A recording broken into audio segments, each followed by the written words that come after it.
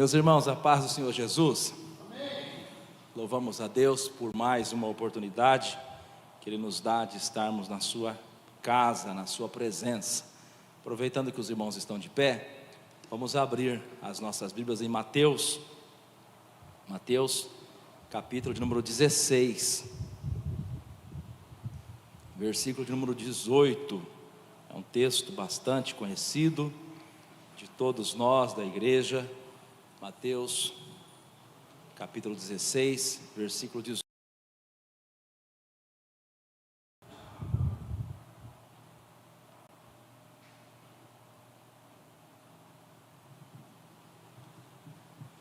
Amém, irmãos? Amém. Temos aí também no Data Show. Queremos agradecer o irmão Tiago, que está ali hoje, nossa irmã que está lá na mídia, e os irmãos que estão trabalhando aí para que a obra de Deus aconteça, né? Alguém esteve aqui antes de nós limpando o templo, né? Olha para isso, né? Cada um faz um pouquinho e Deus é glorificado. E os irmãos estão aí trabalhando, louvado seja Deus por isso.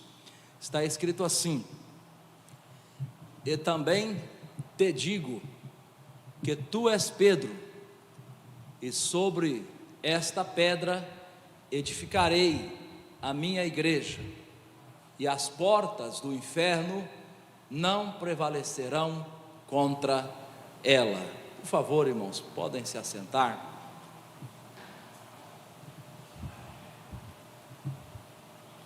Bem, irmãos, vou pedir para o irmão Tiago projetar aquela tela, Tiago.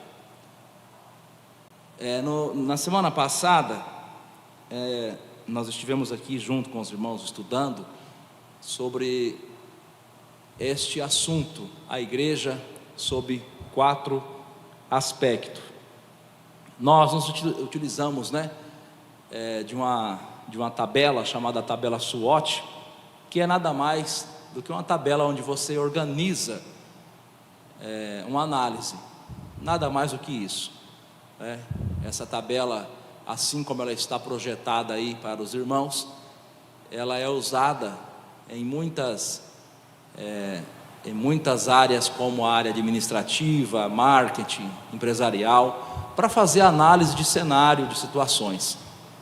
É um método, é apenas um método. E nós estamos se utilizando deste método, evidentemente, respaldado sobre versículos bíblicos, sobre a palavra de Deus, apenas com o objetivo de organizar este estudo, este ensinamento que nos está proposto para esta oportunidade. É um método bastante interessante, eficiente, onde você vai preenchendo os quadros. Você tem ali um quadro de força, um quadro de fraqueza, um quadro de oportunidade e um quadro de ameaça. Isso você pode usar na empresa, no trabalho, na sua vida pessoal, como um meio de se conhecer melhor, Quais são as minhas forças, quais são as minhas fraquezas, o que eu preciso melhorar, quais são as características que me dão a oportunidade de crescimento, de evolução, quais são as ameaças, Isso é um método apenas de você fazer uma leitura de cenário, tá?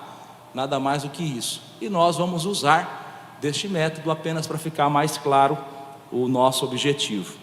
Bem, na semana passada nós estudamos ali o quadro forças, Nós falamos que uma igreja, para ela ser uma igreja sustentável, uma igreja robusta, ela precisa ter algumas características. Evidentemente que, como nós trabalhamos com um tempo resumido, então a gente colocou apenas 5 pontos em cada quadro da tabela. Então ali nós colocamos que a igreja precisa ser cristocêntrica, ela tem que ter uma boa doutrina, ela tem que ter uma boa liturgia de culto, Ela precisa ser acolhedora, e nós paramos aí nesse ponto, que a igreja precisa ser acolhedora.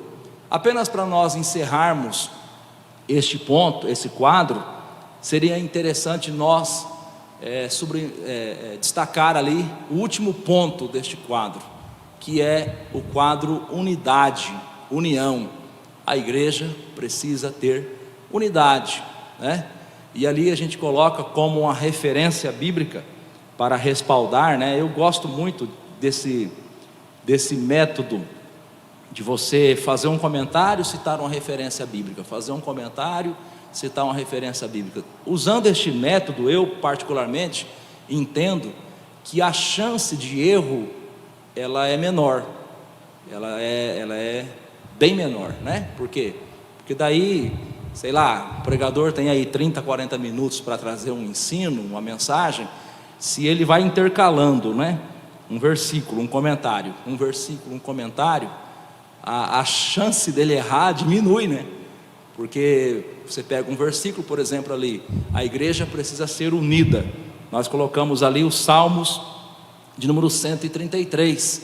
Ó, quão bom e quão suave é que os irmãos vivam em união.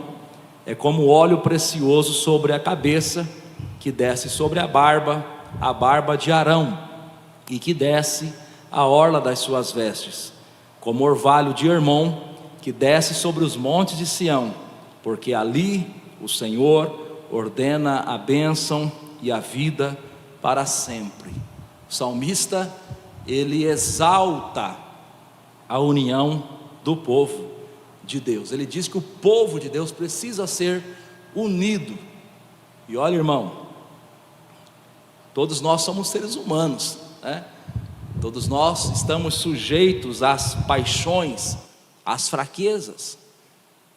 E para ser uma igreja unida, nós precisamos nos sujeitar a Jesus Cristo, nos sujeitar à sua santa palavra. Porque se nós não sujeitarmos a Jesus e a sua santa palavra, em algum momento nós iremos deixar de ser unidos e iremos guerrear entre nós. E se isto acontece em qualquer lugar do mundo, irmãos, um povo que guerreia entre si é um povo derrotado. Você pega as nações africanas, elas lutaram muito para conquistar a independência de Portugal, da França, enfim, dos países europeus. Lutaram muito, muito mesmo para conquistar a sua independência. Mas, ao conquistar a independência, elas começaram a guerrear entre eles, entre as tribos. Isso aconteceu em Angola, isso aconteceu no Moçambique, aconteceu em várias nações africanas. E aí você entende um dos porquês daquela região ser tão miserável, ser tão pobre. Porque conquistaram a sua independência como um povo, mas não souberam se manter unido após a independência. Começaram a guerrear entre si. E com o povo de Deus não é diferente, irmão. Se o povo de Deus não for unido, ele não prospera. Ele não prospera. E olha, o salmista compara, né, a união do povo de Deus como o óleo de unção, né, o óleo de unção, que era derramado na cabeça do sumo sacerdote e descia por todo o seu corpo, e parava na orla das suas vestes, né? Ele compara a união do povo de Deus com o óleo de unção. Ele também compara a união do povo de Deus com o orvalho de Hermon. Os irmãos sabem que Israel é uma terra de muitas montanhas, muitos montes, e lá tem o Monte Hermon.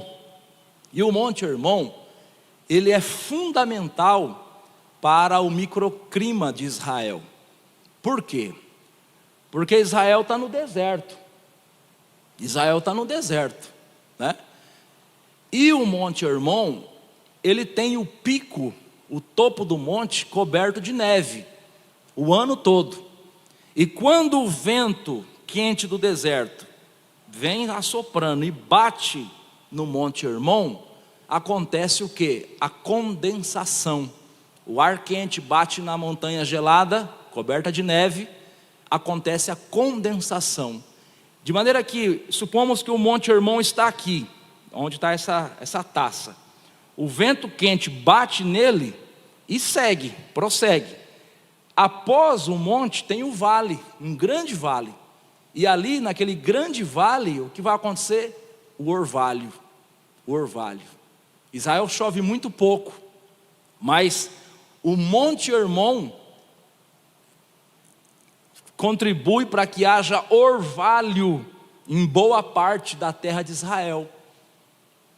E isso faz com que a agricultura seja possível naquela região. Veja que o salmista compara a união com bênçãos tamanhas. Ele vai comparar com o óleo de unção e vai comparar com o orvalho do irmão, para que haja vida, para que haja produtividade, produção na terra de Israel. O Monte Hermon, ele é fundamental. E assim, queridos irmãos, a unidade da igreja, a união da igreja, ela é fundamental para que haja produtividade, para que nós venhamos conseguir a produzir em meio a este deserto seco que é o mundo. Observe que a igreja, ela é um local diferente do mundo. Por que o pecador tem tanto desejo de entrar por estas portas? Porque aqui é diferente do mundo. Aqui tem unidade, aqui tem a presença do Espírito Santo, aqui tem produtividade, a ação do Espírito Santo agindo sobre a igreja. Ainda falando sobre esse ponto aí, sobre a necessidade da igreja ser unida, nós poderíamos acrescentar João capítulo de número 17, versículo de número 20 até o versículo 23. João 17, versículo 20 até o 23, está escrito assim: eu não rogo somente por estes, mas também por aqueles que pela tua palavra hão de crer em mim, para que todos sejam um, como tu, ó Pai, o és em mim e eu em ti, que também eles sejam um em nós, para que o mundo creia que tu me enviastes, e deles a glória que de mim, e deles a glória que a mim me deste, para que sejam um, como nós somos um, eu neles e tu em mim, para que eles sejam perfeitos em unidade, e para que o mundo conheça que tu me enviaste a mim, e que os tenha amado a eles como tens amado a mim. Se você pega o versículo 23 e o versículo 21, você vai ver que Jesus deixa muito claro que uma das formas de atrair o mundo, é a unidade da igreja. Por favor, pastor.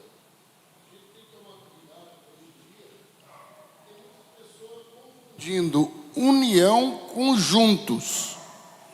Tem igreja que é junto, tem templo, tem ministério que as pessoas estão junto, mas não é unido. Tem famílias que se ajuntam junto, mas é desunido. Por quê? Não tem o mesmo ideal, não tem a mesma força que é Cristo. Eles estão juntos ali, mas não estão unidos. Estão num cabo de guerra, né? Então, você vê, tem a igreja que tem 300 pessoas e não estão unidos. Aquela igreja é unida, está lotada. Não. Está lotada, mas não tem união. Você entendeu, Rodrigo? Então, é muito importante esse assunto da união, porque hoje eu vejo quantos dias do Dia das Mães que os irmãos se reúnem na casa da mãe, mas está todos unidos? Essa é a pergunta. Não está? Dia dos Pais, todo mundo se reúne, ô papai, mas desunido, não estão unidos, aí não tem bênção. Então, é muito importante essa força, a igreja não confundir juntos com unidos, né, Rodrigo? Exatamente. E nós poderíamos, veja como um assunto vai puxando o outro, né? Quer dizer, nem sempre que as pessoas estão juntas, elas estão unidas. Não tem lá a passagem que conta que os discípulos estavam brigando entre eles para ver quem era o maior, e estava junto, andando com Jesus, mas não tinha unidade. E existe o oposto disso também, que é quando existe unidade, mas sem espiritualidade. Porque você quer ver uma coisa? Não tem por aí umas igrejas aí que o povo faz uns eventos esquisitos, uns arrasta-pé, uns carnaval gospel, uns negócios esquisitos. O povo está lá, está unido. Vamos fazer? Vamos. E eles fazem mesmo. E faz bem feito, mas sem espiritualidade. Quer um exemplo? O povo nos dias da Torre de Babel. Se a gente fosse pegar isso para aplicar agora, como é que ficava? A gente podia ficar mais 10, 15 minutos tocando nesse assunto, né? Estavam unidos, mas sem espiritualidade. Não estava na direção de Deus. Porque tem também a união fora da direção de Deus. A unidade fora da direção de Deus. Ó, irmão, você está comigo? Estou, mas os dois estão combinando de fazer uma coisa carnal. De fazer da igreja uma bagunça, um salão de festa. Então tem também a unidade. Lá nos dias da Torre de Babel, a Bíblia diz que Deus viu que o povo era um. Coloca aí, irmão Tiago, Gênesis capítulo 11, versículo 6, por favor. Gênesis 11, versículo 6. Olha aí, o Senhor disse: eis que o povo é um. Não foi o homem que disse isso, foi o próprio Deus, era verdade, eles estavam unidos. E todos têm uma mesma língua, falavam a mesma língua, combinavam entre eles, entendiam-se entre eles. E isto é o que começam a fazer. E agora não haverá restrição para tudo que eles intentarem fazer. Veja, irmão, que existem algumas coisas que são leis irrevogáveis, são leis. Por exemplo, a lei da semeadura é uma lei, é ou não é? Você vai semear carrapicho, vai colher carrapicho. Vai semear soja, vai colher soja, é uma lei, é lei. Deus não muda isso. E quando diz a respeito da unidade, existe uma lei também. Qual é a lei que nós poderemos interpretar dentro desse versículo aqui? É que se um povo ele é unido, eles conseguem o que eles querem. A nação, se ela for unida, olha os Estados Unidos, um povo altamente patriótico. Tudo quanto é lugar que você vai lá, que eles fazem, tem uma bandeira americana. Eles têm orgulho da nação deles, têm orgulho da bandeira deles. São um povo patriótico, unido. Tudo que eles querem, eles conseguem. Olha o Brasil, uma guerra danada. Tem gente que torce contra o Brasil, tem gente que odeia o Brasil. Tem gente que, se ele pudesse, ele mudava a identidade dele para cubano, para chinês, para coreano, para qualquer outra nação. Olha aí, a nação não prospera. Nós nascemos, envelhecemos ouvindo que a nação é a nação do futuro, e é um futuro que nunca chega. Por quê? Falta de unidade, de união. Olha aí, Deus falou: se esse povo pôr um propósito, eles vão conseguir, porque eles eram unidos. Evidentemente que aqui eles estavam com um propósito errado, né? De construir uma torre, chegar ao céu, sem precisar da ajuda de Deus, né? Era um propósito egoísta, orgulhoso, vaidoso. Mas esta verdade dita por Deus serve para a igreja também.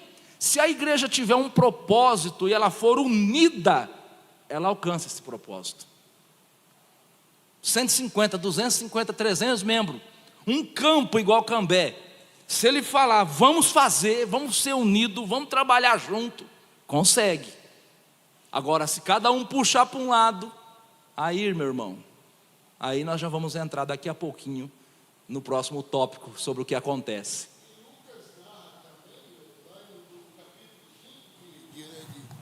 No capítulo 5 de Atos dos Apóstolos, que um casal se uniu para morrer. Olha bem o que é união, irmãos. Uniu para morrer. Combinou. Vamos mentir para Pedro, mentiu para Deus. Olha o resultado. Exatamente. Morte. Então a união, ela pode ser boa e ela pode ser ruim. E a falta dela pode ser bom e ruim também, né? Porque tem hora, irmão, tem hora que você não pode se unir. O cara tá planejando fazer um crime, você vai se unir com ele? Você entendeu? Então, a unidade, uma rebelião. Vamos derrubar o pastor, vamos fazer isso, vamos fazer aquilo. Você vai se unir com ele? Ou o contrário também é verdadeiro. Com toda tranquilidade a gente diz isso. Um pastor resolve afrouxar as leis da igreja. as doutrinas da igreja, começa a fazer da igreja um lugar bagunçado, você vai ficar com ele? Não está escrito em Apocalipse: sai dela, povo meu, para que não seja participante das suas más obras, né? Então a unidade, aqui nós estamos falando da força, né? Então a unidade para a igreja é algo muito importante. Bem, irmãos, vamos pular para o próximo tópico, porque se nós falamos das forças, vamos falar um pouquinho das fraquezas. Por quê? Porque é uma análise. Isso aqui nós podemos fazer uma análise das nossas vidas, como pessoa, como indivíduo e como igreja. Aonde nós nos encaixamos? Qual é o ponto que está melhor, que precisa melhorar, que está fraco, que está ruim, né? As fraquezas. Bom, nós falamos em forças que o primeiro ponto ali é a igreja ser cristocêntrica.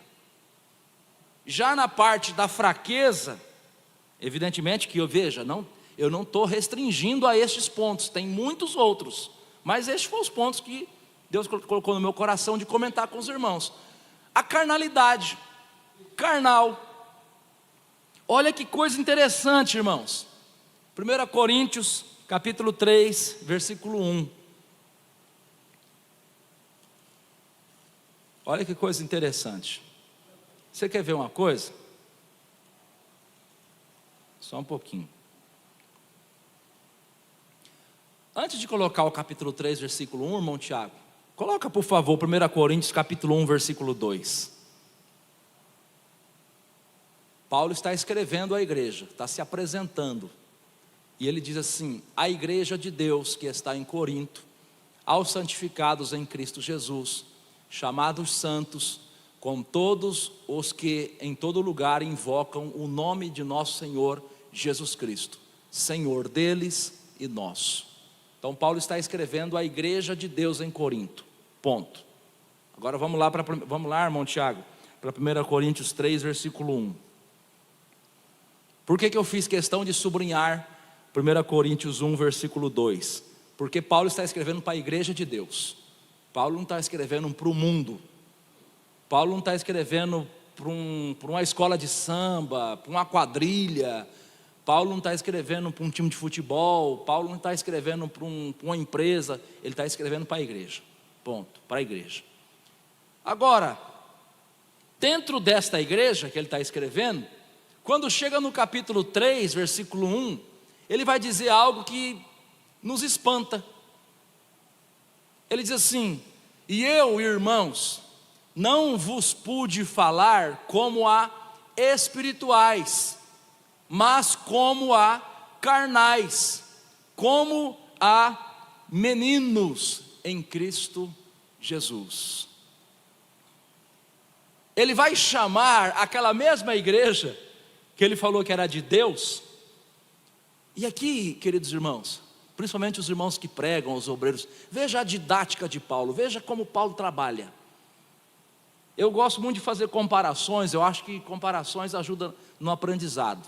Quando eu era menino, irmão Elcio, quando eu era menino, não sei se meu sangue era ruim, se eu comia muita bobagem, eu tinha muita pereba, aquelas perebinhas. É interessante, irmãos, que hoje você não vê criança com pereba mais, né?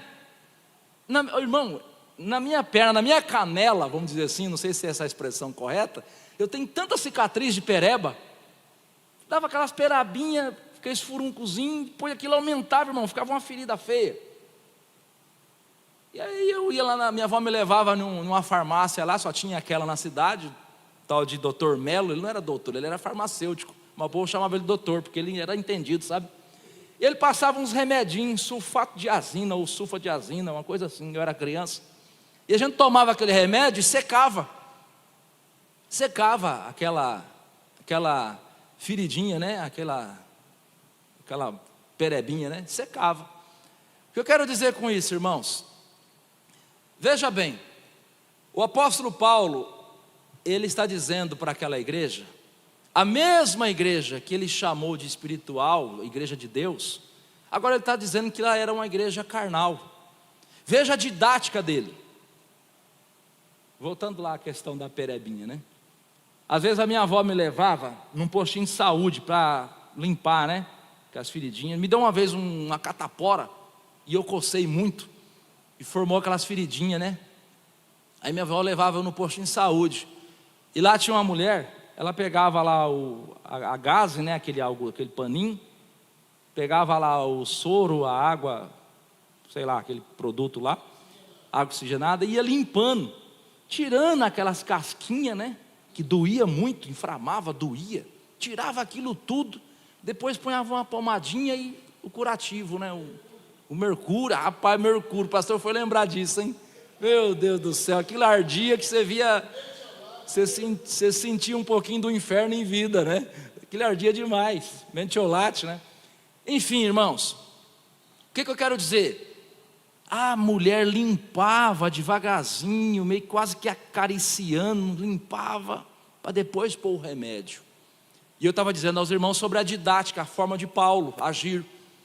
Por vezes, você pode observar nos escritos de Paulo, por vezes ele faz um elogio primeiro. Pode observar, todas as cartas de Paulo, pode observar, antes da repreensão, ele fazia um elogio, meio que amaciando o couro, né? Meio que amaciando. Ele fazia um elogio, para depois vir com a repreensão. E aqui ele está repreendendo esta igreja, dizendo que esta igreja, ela era uma igreja carnal. Veja, irmão, que existe igreja que é de Deus, Deus tem um projeto nela, mas em algum momento ela é carnal. Todo mundo profetizando, tinha um outro lá que estava tendo um caso sexual com a mulher do pai, um rolo terrível, carnal. O rico não esperava pelo pobre, comia primeiro no dia da ceia. Por isso que Paulo fala, esperais uns pelos outros, lá em 1 Coríntios 11. Era uma igreja carnal. E aí, irmão, eu quero que você, sinceramente, sem demagogia, sem hipocrisia, faça uma análise de si mesmo. Quantas vezes eu sou carnal? Irmão, eu não posso, só porque eu estou aqui na frente dos irmãos ensinando, hoje nessa oportunidade, eu não posso ser demagogo. Por várias vezes eu sou carnal, por várias vezes eu sou uma igreja como Corinto, por várias vezes Deus tem que me repreender, por várias vezes algum pregador é usado por Deus para trazer uma palavra e me cutucar, por várias vezes, de uma forma ou de outra, Deus me chama a atenção. Sim ou não, pastor? Irmão, essa é a verdade. Essa é a verdade, irmão. Ninguém é robô.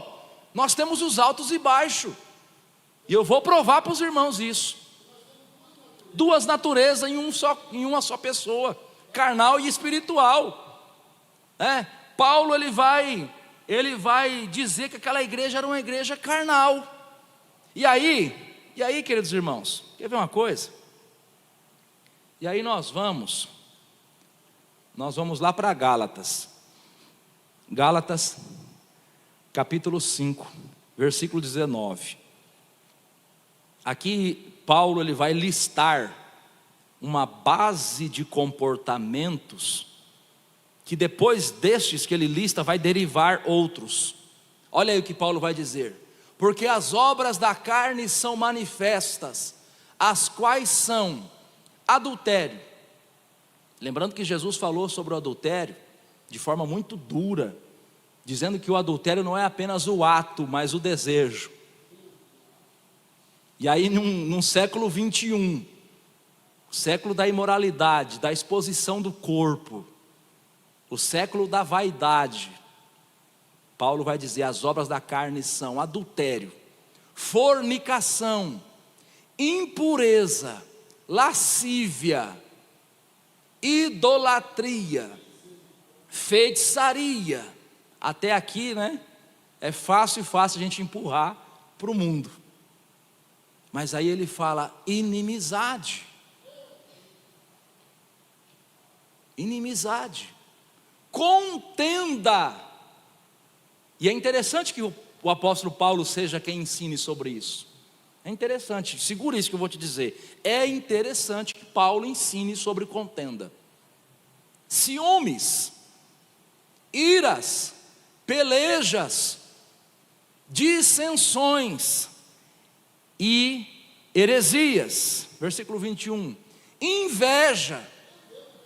Não cabe, irmão, é para surrar. é para surrar cada um de nós. Homicídio, e homicídio à luz da Bíblia não é apenas matar, mas também o desejo de matar. O falar mal é homicídio. O assassinato da reputação, dentro da luz da Bíblia, é homicídio. Bebedice, irmãos, as fraquezas da igreja, as nossas fraquezas, porque quando a gente fala da igreja, né, parece que fica tão longe de nós, as nossas fraquezas. E é interessante que Paulo ele faz esta lista. Ele faz esta lista. E irmãos, em qualquer momento da nossa vida nós podemos manifestar esse comportamento aí. Se nós não vigiarmos, se Deus não tiver misericórdia de nós, em qualquer momento nós agimos dentro desta lista aí. Ninguém pode se orgulhar, achar que é melhor que o outro, porque em qualquer momento, lembre-se que eu frisei que Paulo cita na lista a palavra contenda. Agora, por favor, irmão Tiago, enquanto o pastor prepara aqui para fazer um comentário, projeta aí para nós Atos capítulo 15, versículo de número 39, leva lá o microfone para o pastor, por favor. E o mais difícil que nós vemos aí, de uma coisa puxa a outra, você está falando sobre o crente carnal e o espiritual, mas existe o crente natural, que tudo ele concorda, ele está com o grupo do carnal, está com o grupo do espiritual, ele quer natural, isso aí não dá nada não. Não quer problema. Isso é assim mesmo. Não quer confronto. Esse é outro povo complicado. É o tal do crente natural. Isso tudo é natural. Isso é assim normal. Mesmo. Normal. Meu Deus, ó, vai longe. Irmãos, Paulo ele cita, e aí irmãos, olha, e aí, por isso que é bacana você estudar, com calma, com tranquilidade. Por quê? Porque isso traz maturidade para a vida cristã. Eu posso ser um pregador, e em algum momento da minha vida, irmão, eu cometer um pecado contra você, contra mim próprio, contra a minha família, contra a igreja. Nós estamos sujeitos a isso. Aqui nós temos dois homens de Deus, dois grandes homens de Deus, inclusive Paulo, que é o mesmo que escreve sobre a carnalidade lá em Gálatas. E aqui nós temos a citação de um momento de separação de Paulo e Barnabé. Separação, olha que ponto chegou a situação. Eles se separaram, tiveram uma intriga por causa de um rapaz por nome de João Marcos, que saiu em viagem missionária com eles. No meio do caminho o rapaz desistiu da viagem, não sei por qual motivo, se ele tinha outros interesses, se foi fraqueza, se ele ficou bravo com Paulo. Ele abandonou Paulo e Barnabé no meio da viagem. E aí Paulo era um camarada enérgico. Paulo falou: esse cara abandonou nós, eu não quero saber desse cara mais não. Aí quando eles foram planejar a viagem seguinte, Barnabé, que era parente de João Marcos, queria levar João Marcos junto. Paulo falou: de maneira nenhuma, comigo não vai. Você já pensou? Ô irmão, vamos atualizar para nossos dias? Ô irmão, deixa o William aí no teu carro. De maneira nenhuma, esse camarada comigo não vai mais. E o negócio foi feio, de maneira que a Bíblia, que é um livro perfeito, não encobre as nossas fraquezas. Diz que tal contenda houve entre eles, que se apartaram um do outro. Barnabé, levando consigo Marcos, navegou para Chipre, e Paulo, pegou Timóteo e Silas e partiu para o outro lado. Contenda, versículo 39, deixa aí, irmão Tiago, por favor. Contenda, irmão, contenda, briga. O negócio foi feio mesmo, foi briga, foi palavras altas um com o outro, foi palavra com energia, com força. Contenda. Paulo e Barnabé, irmãos. E a história dos dois, foi Barnabé que acolheu Paulo no início da vida ministerial de Paulo, fez tudo por ele. Os dois eram, unha em carne, um estava junto com o outro, onde um ia, o outro ia junto. trabalharam junto em Antioquia, era amigo, mas houve uma contenda. Veja, irmão, que ninguém está livre das obras da carne. Algum estava errado, um dos dois estava errado, por que não dizer talvez os dois?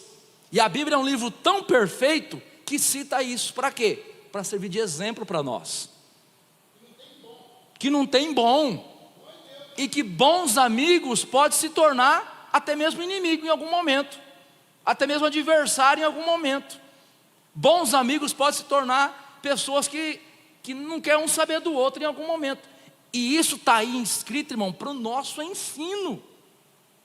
Está certo que lá na frente depois, Paulo e João Marcos se reconciliam, mas está aí escrito, registrado para o nosso ensino.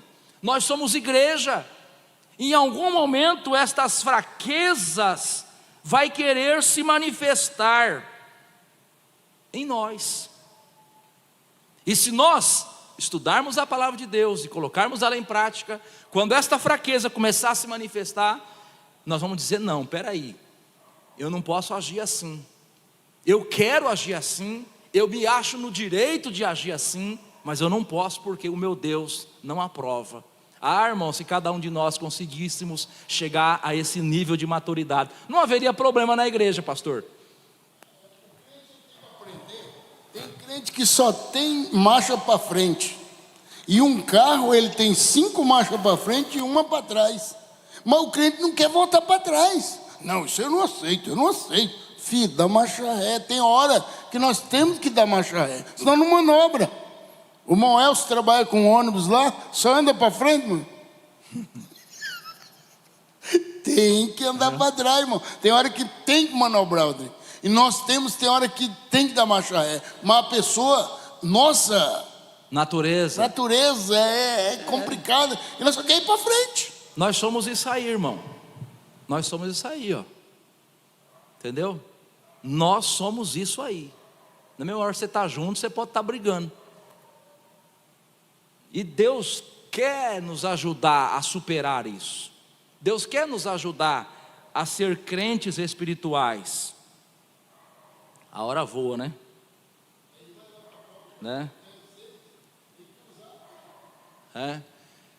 Volta lá para a tabela, irmão Tiago, por favor. Nós colocamos 5 pontos, de força, 5 pontos de fraqueza. Força, cristocêntrica. Fraqueza, uma igreja carnal. Força, boa doutrina. Fraqueza, doutrina de homens. Os irmãos estão conseguindo enxergar bem daí? Tá, né? Doutrina de homem, irmão. Assim como existe a boa, santa, perfeita doutrina de Deus, existe a doutrina dos homens. Projeta para nós, por favor, irmão Tiago, Efésios 4,14. Efésios 4,14. Para que não sejamos mais meninos inconstantes, levados em roda por todo o vento de doutrina, pelo engano dos homens, que com astúcia enganam fraudulosamente. Astúcia. Irmãos, a igreja precisa se precaver, se prevenir, porque o pastor é um homem experiente, sabe disso. Tem pessoa, irmão, que ele é astuto, ele vai trabalhando, ele vai minando, na hora que menos pensa, a igreja inteira está seguindo ele e indo para o abismo. Por que não dizer ministérios são constituídos, baseados em homens com esse comportamento? Homens que criam doutrinas, que inventam doutrinas. Ensinamentos que parece verdade, é falacioso, parece ser verdade, mas é doutrina de homem. Vamos colocar aí, irmão Tiago, por favor, o versículo seguinte, é Marcos capítulo 7, versículo 7 ao 9. Marcos 7, versículo 7 ao 9. E em vão, porém, me honram, ensinando doutrinas que são mandamentos de homens. porque deixando o mandamento de Deus, retendes a tradição dos homens, como o lavar dos jarros e dos copos, e fazei muitas outras coisas semelhantes a esta. E Jesus dizia: bem invalidais o mandamento de Deus para guardardes a vossa tradição. Você quer ver uma coisa? Que é o cúmulo, né? O ápice. Nós respeitamos, nós não criticamos, mas nós não aprovamos. Nós não concordamos, por exemplo, com as doutrinas do catolicismo romano. Teve esses dias lá a eleição do novo Papa, e eu não sabia dessa história. Eu estava assistindo a posse do novo Papa, e um padre brasileiro que estava ali comentando a posse, ele disse que o catolicismo romano ensina que na posse de um novo Papa, ele faz uma bênção de indulgência. E nesta bênção de indulgência que ele faz, inclusive esse Papa novo ele fez lá, nesta bênção de indulgência, ele perdoa o pecado de todas as pessoas até aquele momento. Irmão, doutrina de homem. Como que um homem pode perdoar pecado de todo mundo, irmão? Só quem perdoa pecado é Deus, é Jesus Cristo nosso Senhor. Nós como igreja até oramos por perdão de pecado, mas só quem perdoa pecado é Deus. Doutrina de homens. E o catolicismo romano, né, vai começar ali por volta do ano 300 e poucos depois de Cristo. Ele foi de forma assim gradativa chegando a esse ponto. Olha o que o tempo faz. A igreja evangélica brasileira, em muitas denominações, já está nesse processo. Já está nesse processo de doutrina de homem. É lenço ungido, é rosa ungida, sal grosso. Tantos absurdos, irmão, que não tem fundamento bíblico. Doutrina de homem. Imposição de costumes. Unção de lagartixa, do riso. Sabe, doutrina de homens, irmão, não tem fundamento. E isso tudo é uma fraqueza. Se uma igreja tem esse comportamento, se um líder tem esse comportamento, ele tem uma fraqueza que precisa ser mudada, melhorada. Se não for, corre-se o risco, irmãos, daquele líder e aquele povo que segue ele perder a sua salvação. Por quê? Porque pensam que estão honrando a Deus, quando na verdade estão honrando ao homem. E se você honra um homem, irmão, para Deus não tem valor nenhum. Para Deus não tem valor nenhum. Nós precisamos se esforçar para honrar a Deus, ter a doutrina cristã, a boa doutrina cristã, como uma referência para nós. Por favor, irmão Tiago, para nós encerrarmos, falta 5 minutos para as 9h30, volta aí o quadro aí para nós, por favor. Tabela SWOT, parte fraqueza ali, liturgia ruim, né? Nós falamos que uma boa doutrina, lá em cima na parte da força, uma boa doutrina gera uma boa liturgia de culto. Uma má doutrina, doutrina de homem, vai gerar uma liturgia de culto ruim. E aí nós temos ali, por favor, irmão Tiago, 1 Coríntios capítulo 14, versículo 33. 1 Coríntios 14, versículo 33. Porque Deus não é Deus de confusão, senão de paz, como em todas as igrejas dos santos. Dos santos. A igreja de Deus, a igreja dos santos, é uma igreja de paz. É uma igreja que tem uma boa doutrina, uma boa liturgia, né? Não é uma igreja de confusão. E entenda que confusão em todos os aspectos, briga um com o outro, inveja um do outro, perseguição um contra o outro, mas também um culto confuso, um culto bagunçado. Você vê por aí, irmão, dança na igreja, coreografia na igreja. Da onde que esse povo arrancou isso? Assim, sem radicalismo, tá? Mas eu tranquilamente eu debato com qualquer um. Da onde vocês tiraram isso? Dança na igreja. Hã? Sabe quando é que você vê algo mais ou menos parecido?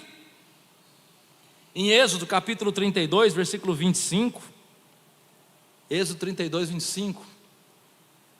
Lá o povo estava fazendo um culto. Estava cultuando o bezerro de ouro.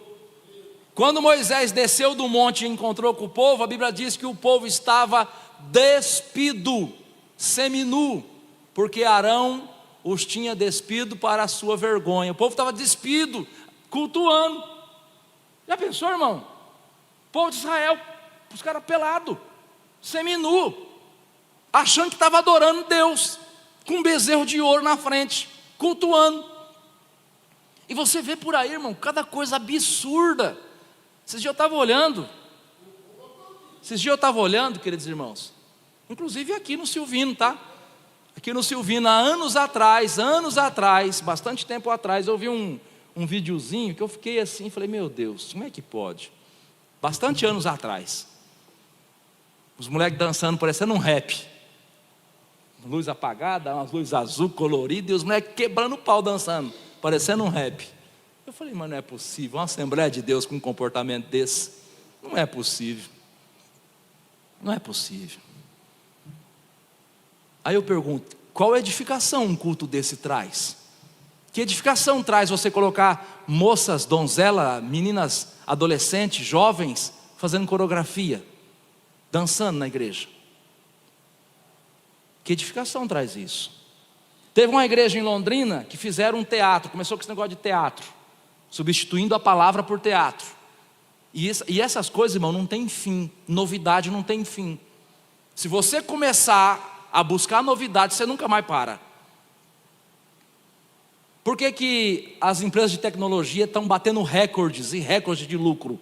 Porque hoje ela lança um celular, mas ela já tem 4, 5 na gaveta, pronto para lançar daqui 6 meses, daqui 1 ano.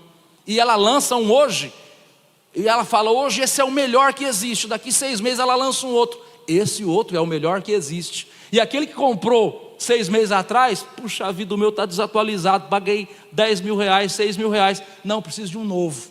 E vai assim, ó, porque é novidade não para, novidade não para. Se você começa a inovar na igreja, substituir a palavra de Deus por novidade, não para mais.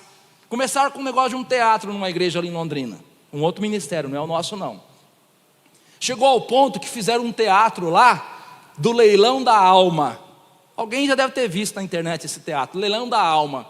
O diabo de um lado e o suposto Jesus do outro, negociando a alma das pessoas. Aí tem moça se fazendo de prostituta, rapaz se fazendo de homossexual, rapaz se fazendo de drogado. Resumindo, porque o tempo meu já estourou. Todos aqueles que fizeram um papel de prostituta, de drogado, não sei o que, se destrambelharam. Para você ter uma ideia, o pastor virou homossexual. E o ministério destruiu, acabou a igreja. Irmão, essas coisas é assim, no começo parece ser bacana, mas irmãos, está substituindo a palavra de Deus por coisas que são fúteis, não sustenta, não se edifica, não permanece. A liturgia do culto ruim. Para nós encerrar, os irmãos, se quiser se colocar de pé.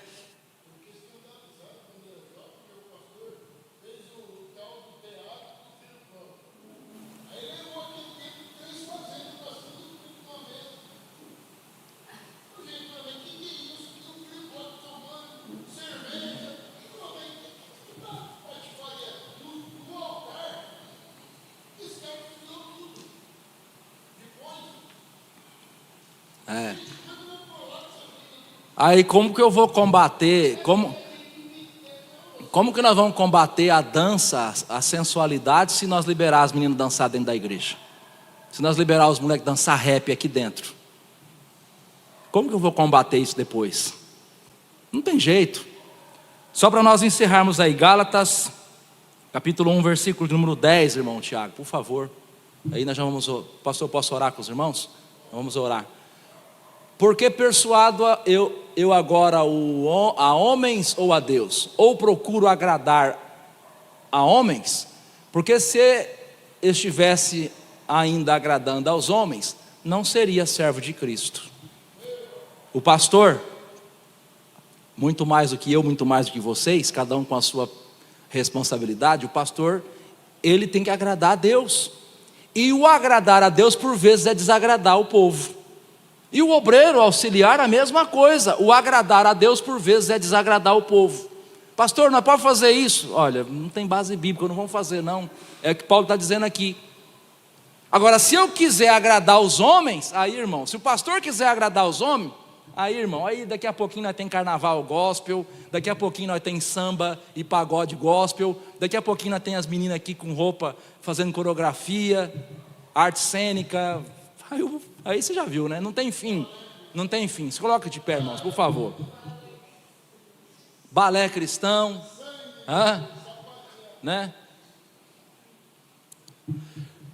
Soberano Deus, eterno Pai, no nome de Jesus nós te louvamos, te exaltamos por sua bondade e misericórdia. Ó Deus, nós te pedimos, tenha misericórdia de cada um de nós, Senhor.